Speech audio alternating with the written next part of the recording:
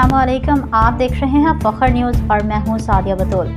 सबसे पहले शामिल करते हैं आज के अहम खबरें। लाहौर से मोहम्मद अकरम फजल, नुमाइंदा खसूसी फ़खर न्यूज़। यौम यकजहती कश्मीर के मौके पर जमात इस्लामी की जानिब से मुनाकिदा प्रोग्राम की रिपोर्ट पेश करते हैं। गुज़िश्ता रोज़ माल रोड लाहौर पर जमात इस्लामी के मर्द, ख़वातीन और बच्चों बूढ़ों पर मुश्तमिल काफ़िले मौजूद थे, जहाँ अमीर जमात इस्लामी पाकिस्तान हाफिज़ नईमुर रहमान और दीगर कायदीन ने खिताब किया।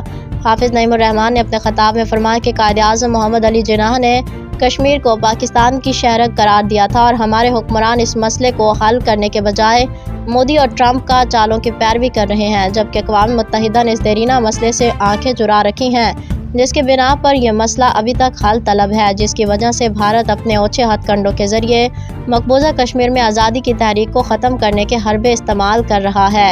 लिहाजा ज़रूरी है कि पाकिस्तान की शहरक कश्मीर को पंजा यहूद से आज़ाद कराने के लिए क़ौम मुत्तहिदा की करारदादों के मुताबिक इस्तिस्वाब राय के ज़रिए यह मसला जल्द हल किया जाए। गुज़िश्ता साल जब पाक भारत जंग बंदी की गई थी, उस वक्त ये कहा गया था कि ट्रंप सालसी करेगा। ट्रंप ने अब तक सालसी नहीं की। अगर सालसी होगी तो उसका एजेंडा क्या होगा?